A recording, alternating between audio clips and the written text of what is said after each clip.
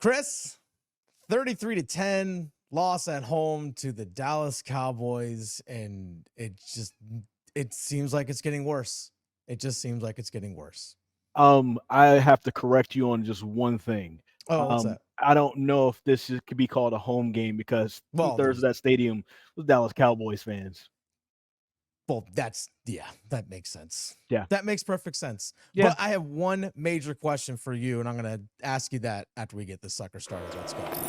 The state of North Carolina covers 53,000 square miles. It is the habitat of the feared Carolina Panthers. Get dialed in, Panthers fans, for an in-depth look at your team, exclusive interviews, locker room insight. Let's huddle up for Panthers Playbook. Here are your hosts, Dennis Cox and Chris Lee. Welcome back to another episode of Panthers Playbook. That's Chris Lee. I'm Dennis Cox. Chris Lee is at Bank of America Stadium. He was there witnessing live that 33-10 loss at Bank of America Stadium in front of the home Dallas crowd, apparently, like you said. About two-thirds of the place full of Dallas Cowboy fans, which is honestly to be expected because there's nothing really for Carolina Panthers fans to cheer for. I'm going to ask one major question, and I want everyone, after you smash the subscribe button, I want you to leave comments in the comment section for those of you who are watching here on YouTube. Who gets fired? And does someone get fired this week, Chris, for the Carolina Panthers? I don't know. Maybe it does happen. I don't know. I kind of felt like the opportunity to do that was after the Thursday night game because it gives you at least 10 days before you get to the next game. And that didn't happen. So, I mean, it could happen, though, right? Because a lot of people here were kind of saying like, hey, this game is eerily reminiscent of that 49ers game last year. Yep. Where there was this stadium had so many 49ers fans.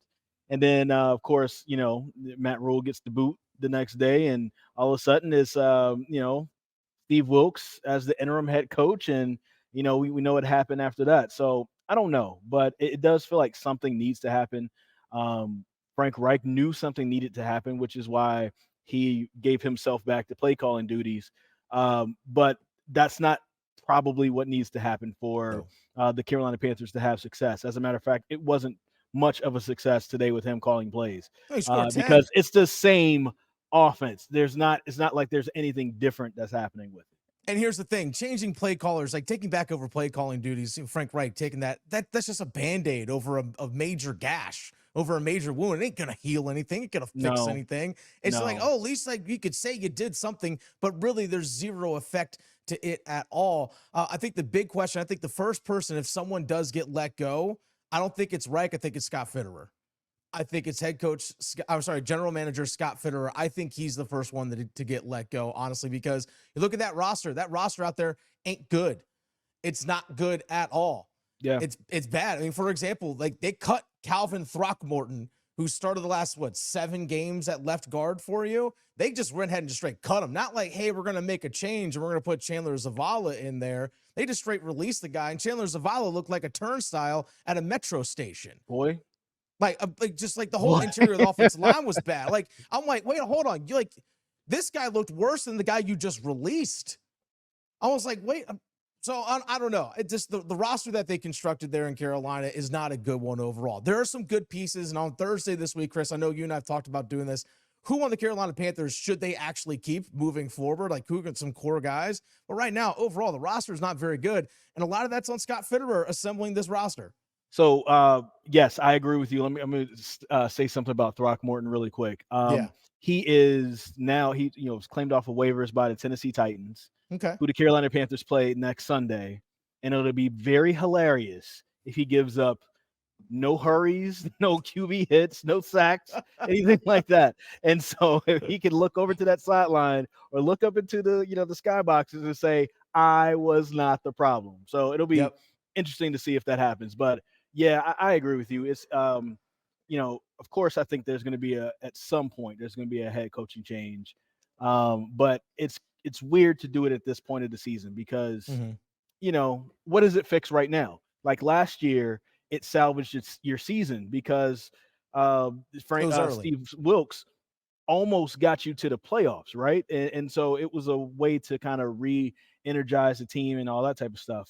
In this case, it's different because like you let go of Matt Rule. Matt Rule doesn't come with a offense. That was Ben McAdoo's offense, right? Mm-hmm. And then Steve Wilkes could do what he can to kind of like move things around. If you get rid of Frank Reich right now, that is his offense. It's not like you can just in the middle of the season just do a new install and do new terminology and everything like that, right?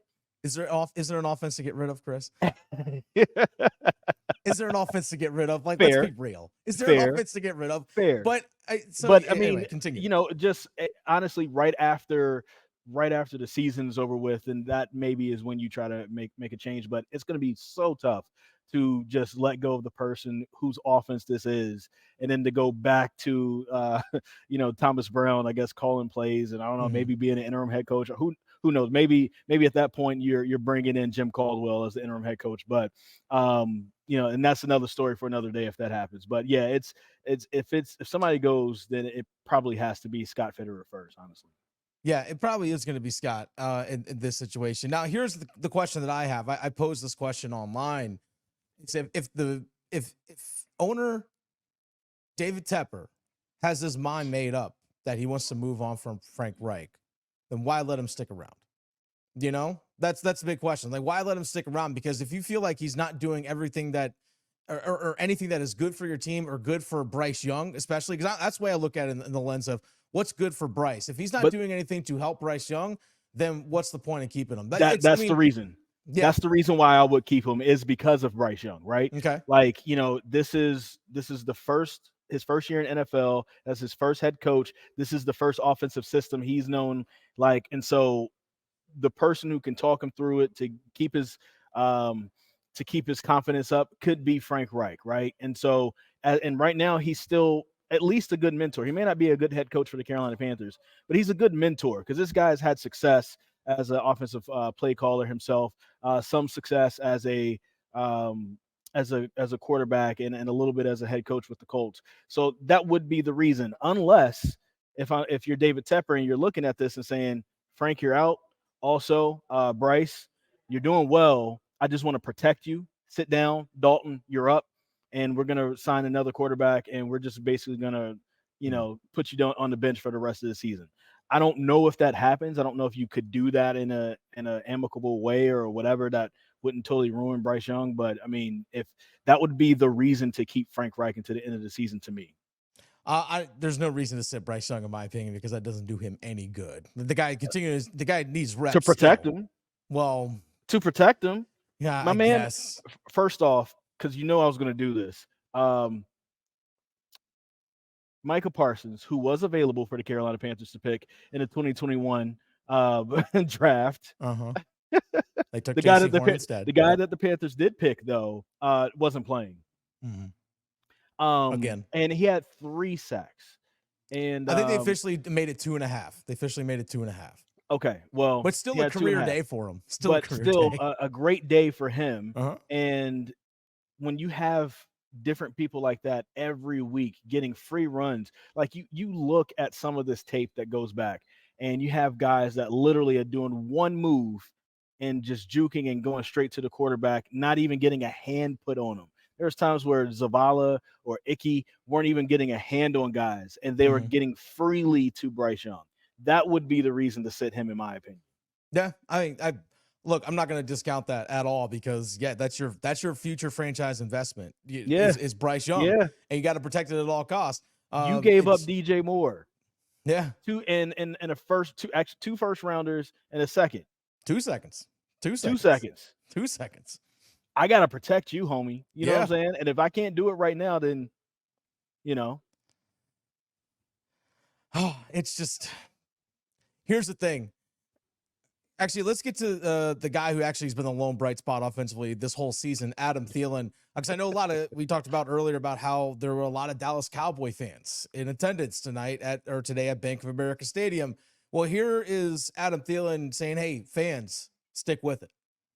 Whether it be at home or away, and we love our fans, especially the ones that are sticking with us through some tough times. We're obviously not happy with where we're at, and but we're putting in the work and we're gaining ground, even though the results aren't coming. But But just keep sticking with us, and I think you'll be surprised what happens. All right, so we heard Adam Thielen, what he said about the fan base sticking with the team.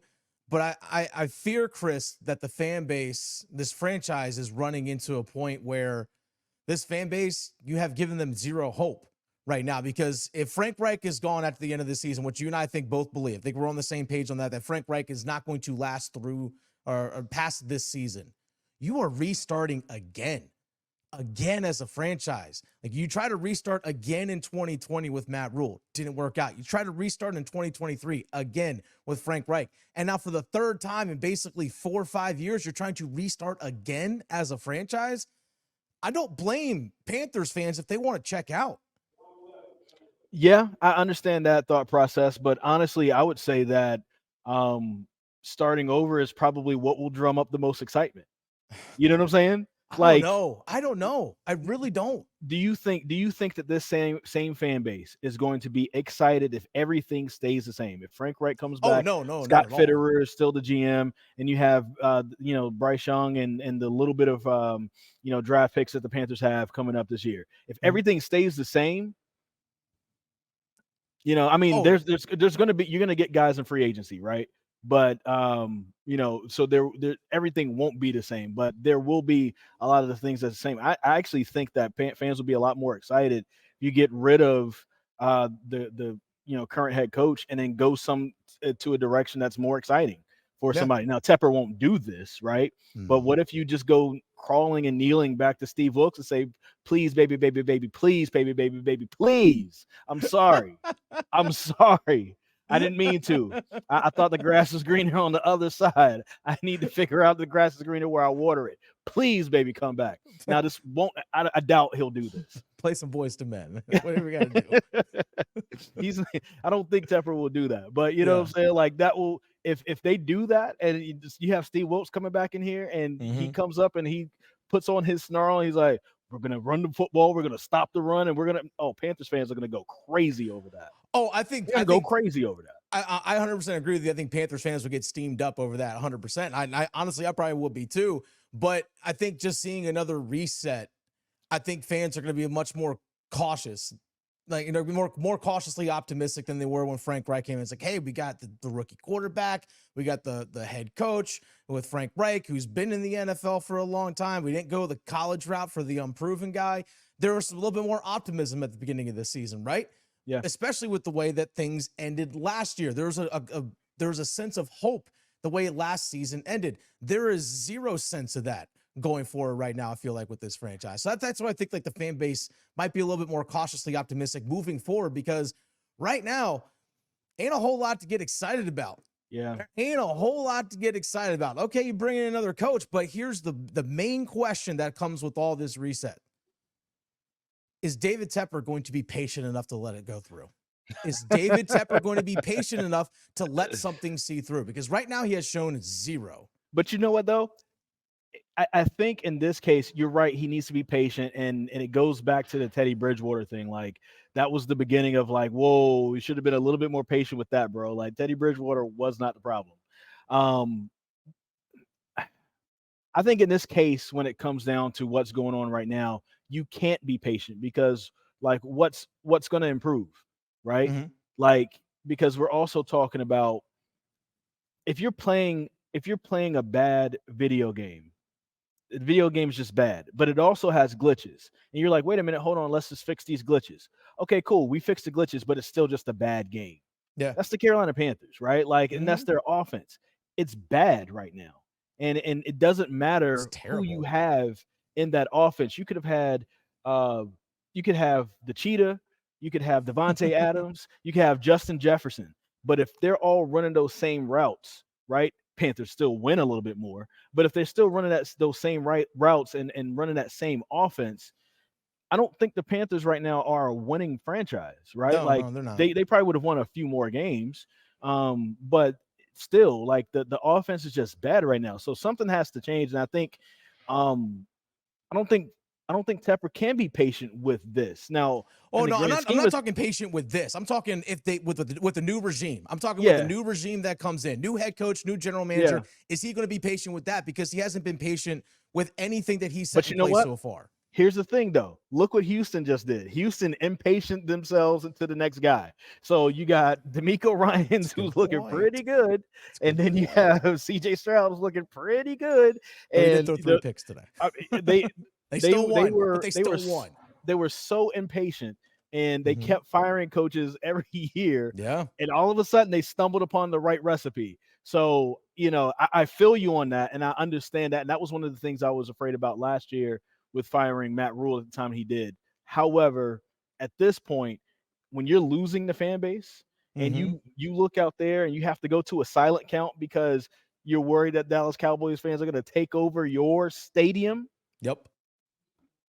I don't know if you can be patient with that. Yeah. I don't know if you can be patient with that. I don't. Yeah. It's just there's a long road ahead for this franchise. But again, for those listening or those watching here on 99.9 The Fans YouTube page, thanks you once again. Smash that subscribe button if you haven't already. Again, let us know your thoughts in the comment section below on the coaching situation, general manager, all of it. Just on this game as well. You let us know. Also, make sure you follow us on your favorite podcast platform. I want to say something here too before we stop. I wasn't very impressed with what I saw from the Dallas Cowboys today. Just to be real, it's a good team. It's a good team. It's a playoff team. I wasn't very impressed, right? And if you look at the first half, you had two of their two touchdown drives were extended because of penalties. Right, you had a pass interference.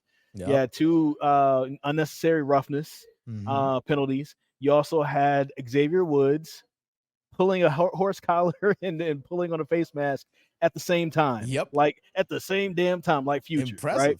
And it's like, bro, like that is like how that's high school stuff right there. And that shows a lack of discipline. That shows a lack of coaching. Yep. And these guys are starting to get desperate at this point on the field. But the whole point of bringing that up was you take some of those away. If this team is more disciplined, this team is in it. They're in this game. Even with the bad scheme, the bad offensive line, the receivers who can't separate, all the sacks, because the defense is still keeping you in it if it weren't for that. Yeah. And it's real, like, it wasn't like the Cowboys really came in here like really blew things away. They're just fundamentally sound. They don't beat themselves up, which those two examples aren't the Carolina Panthers. And so they were able to take advantage of that. But it's like I didn't see a special team on the field right there. That team is a good team. Don't get me wrong, for the Panthers fans who are also Cowboy fans or anything like that. But bro, Panthers could have been in that game. They really could have been in that game. Honestly, it just kind of felt from the get-go that Dallas is like, all right, guys, we're here. Let's just get through this. We'll just take our win back home. That's kind of what it felt like. Yeah. It didn't feel like they really brought it like they did against, Philadelphia or something like that. Yeah. But Dallas also only beats bad teams because it's just what they are. All right, that's Chris. True. We'll have another episode on Thursday. We're going to go through the roster a little bit, just kind of pick some names of some guys that we expect to see or hope to see on the roster, not just in 2024, but even in 2025, because those are the core group of your guys that you need to keep on the roster in the future. And Chris wants to let you know, my list ain't that long. It's a short list. It's a Minuteman list. I mean, yours might be longer. We'll see you on Thursday.